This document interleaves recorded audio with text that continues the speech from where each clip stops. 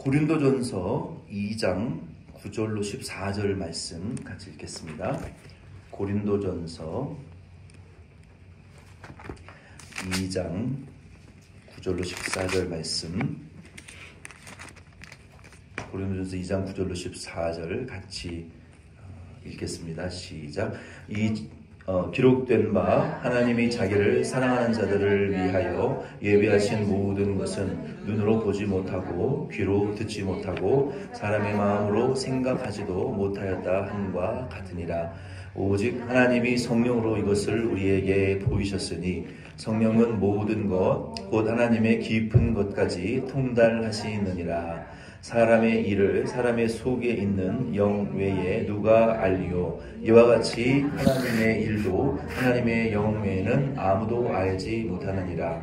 우리가 세상의 영을 받지 아니하고 오직 하나님으로부터 온 영을 받았으니 이는 우리로 하여금 하나님께서 우리에게 은혜로 주신 것들을 알게 하려 하심이라. 우리가 이것을 말하거니와 사람의 지혜가 가르친 말로 아니하고 오직 성령께서 가르치신 것으로 하니 영적인 일은 영적인 것으로 분별하느니라. 육에 속한 사람은 하나님의 성령의 일들을 받지 아니하나니 이는 그것들이 그에게는 어리석게 보임이요 또 그는 그것들을 알 수도 없나니 그러한 일은 영적으로 분별되기 때문이라. 아멘. 14절까지 읽었습니다. 오늘은 성령이 하시는 그 사역의 9번째, 전도하시는 성령님이라는 내용을 함께 짧게 좀 배우겠습니다.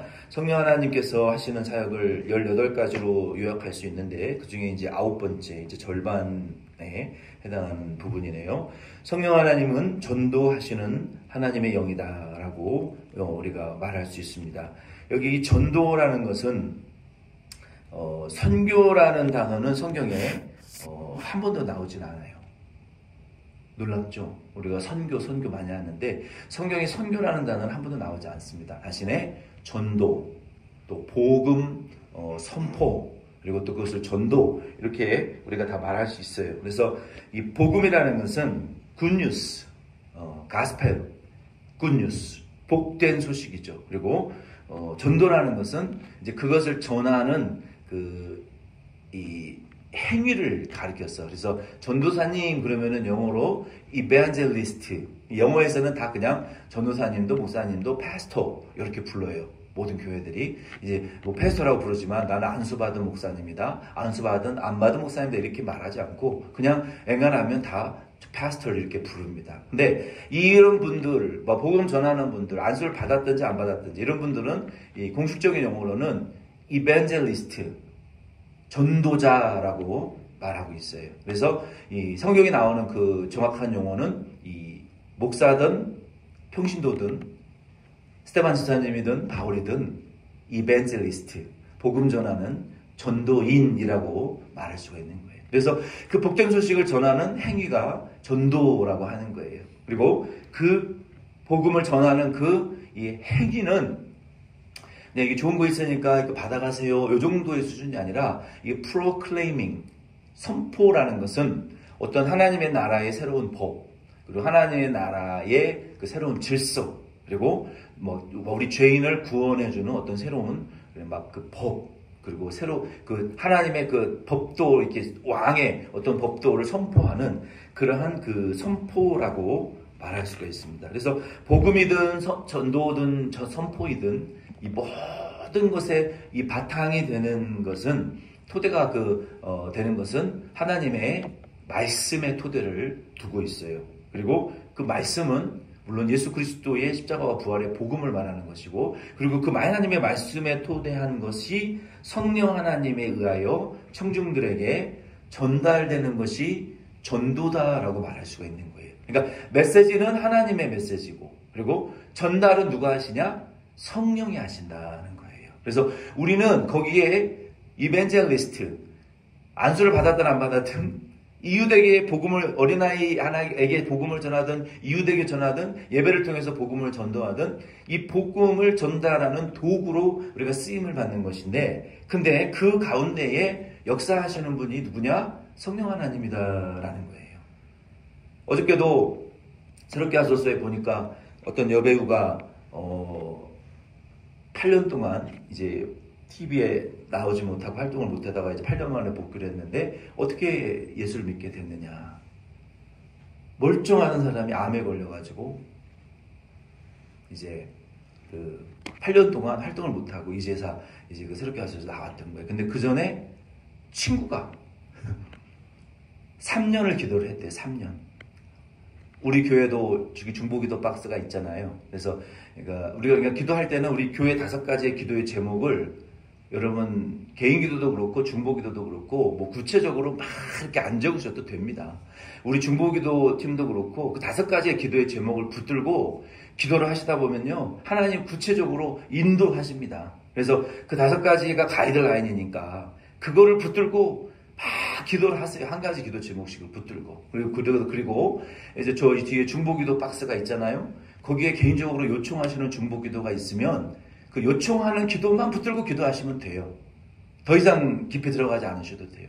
그 여배우도 3년을 그 사람 모르게 그 교회에서 하는 중보기도 박스에 그 여배우의 이름을 올려놨다는 거예요. 그 중보기도 팀도 그 여배우가 누군지 몰라. 그 여배우의 여성 친구가 여자친구가 아니라 여성 친구, 여사친. 그러니까 자기의 그 동료 친구가 교회 중보기도 박스에다가 3년간 매년 전도할 복음 전할 영혼 이름 써내세요. 그랬더니 3년을 계속 써냈고 기도를 하고 있었다는 거예요. 3년이 쌓이니까 이게 매 한 주가 쌓이고 2주가 쌓이고 3주가 쌓이고 이게 쌓여야 돼요. 한 주 기도하고 다른 거 할 필요 없이 똑같은 기도를 3년이고 30년이고 우리가 계속 하다 보면 그게 쌓이는 거예요. 3년을 기도를 했대요. 그래서 어느 날 갑자기 이유도 모르게 그냥 교회 가고 싶어지더래요. 그러니까 아마도 우리도 전도할 영혼들을 겨우 우리가 1년 기도해가지고는 안 될 수도 있어요. 하나님의 뜻이. 물론 어떤 분은 뭐 한 달 기도해서도 될 수도 있지만 하나님의 뜻이면. 근데 그분 나는 한 달 기도했을지라도 돌아보면요. 그분 주변에 부모님들로부터 친구, 사랑하는 사람들이요. 수십 년에서 수년간의 숨은 기도들이 다 쌓여 있더라 보니까. 나는 한 달 했을지라도 주변의 분들이 반드시 누군가는 눈물을 흘려 기도를 했더라고요. 그 기도의 열매가 30년 뒤에 40년 뒤에 내가 죽은 다음에 나타날 수도 있는 거예요. 그래서 3년 전에부터 기도를 했는데 어느 날 갑자기 교회를 가고 싶더라는 거예요. 그래서 친구한테 전화했더니 그 친구가 누구야? 내가 3년간 너를 위해서 중보기도 박스에 네 이름을 넣고 중보기도다는 너도 모르지만 그 이름 중보기도 카드를 붙들고 너를 위해서 3년간 기도했다. 너무 할렐루야다. 그래서 신앙생활을 했는데 하자마자 얼마 안 돼서 암이 걸리고 암을 수술하고 그 키모테라피를 통과하면서 정말 깨어지고 낮아지고 은혜를 받고 결국은 신앙의 간증을 할 수 있는 지금 그런 그 기회까지 왔는데 그렇구나. 그래서 우리 교회도 이 중보기도 박스가 있잖아요. 제가 뒤에다가 번호를 써놨거든요. 20장을 넣어놨는데 지금 단 한 장도 안 들어있어요. 중보기도 박스에. 그 영혼이 교회 나와서 신앙생활을 잘 할지 못할지는 성령님께 맡기세요. 교회에 와서 뿌리를 내릴지 신앙생활을 할지 뭐 등록을 할지 안 할지는 성령님께 맡기시고 여러분이 지금까지 마음에 두고 있는 분들 일단 써내세요. 교회 나올 싹도 안 보여도 9월 안에 써내세요. 중보기도 카드 20장 나왔는데 20장이 다 없어져야 돼요. 9월 안에. 안 나와도 좋고 나올 아주 그냥 작은 싹도 안 나도 좋아요. 거기에다가 그분의 이름을 이제는 써놓고 기도를 하시라는 거예요. 그분의 이름을 제출하고 기도하세요. 그러면 전도는 누가 하신다? 우리는 단지 도구로 기회를 주시면 쓰임받을 뿐이에요. 전도는 누가 하신다? 성령이 하신다. 아멘이십니까? 아멘. 성령이 하시도록 우리는 간절히 써내놓고 기도하시면 되는 거예요. 그리고 이루어지든 안 이루어지든 그건 성령 하나님 뜻이니까. 근데 우리는 기도해야 가책이 없겠죠. 예, 그래서 그거를 성령이 전도하신다. 누가 전도하신다? 성령이 전도하신다.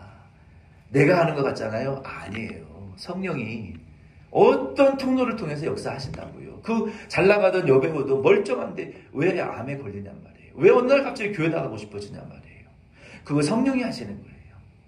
다 이 배우들이요, 그냥 교회 사인 보고 들어오고, 어떤 무당은 교회를 지어놨는데 교회 입구에 큰 이 네모난 그 가볍게 울리는 철제로 이 교회 십자가를 만들었고, 안에는 모양이 십자가가 이렇게 뚫려 있어요. 바람이 지나가면서 그 철을 치니까 딸랑딸랑 그 소리가, 무당은 이 방울을 가지고 점을 치잖아요. 근데 그 교회에서 엄청난 십자가 종이 딸랑딸랑 울리니까 그 종소리에 따라 들어갔다가 무당이 구원받는 일도 일어났다라고 뉴스에 나오더라고요. 그냥 하나님은 어떤 통로를 통해서도 성령님은 전도하신다. 일단 우리는 내 마음에 전도할 마음을 주시는 그분이 하나님, 성령 하나님 주신 것이라고 믿고, 그 영혼에게 이제는 이름을 써내시고 기도를 시작하십시다. 언제까지 교회 나오면 이름 써낼게, 기미가 보이면 써낼게, 나올 것 같지 않으니까 안 써낼게가 아니라, 마음을 주시는 분이 하나님, 성령 하나님이시니까 그분을 위하여 이름을 써내시고 이제는 기도를 시작하실 수 있는 저와 여러분 되기를 바랍니다.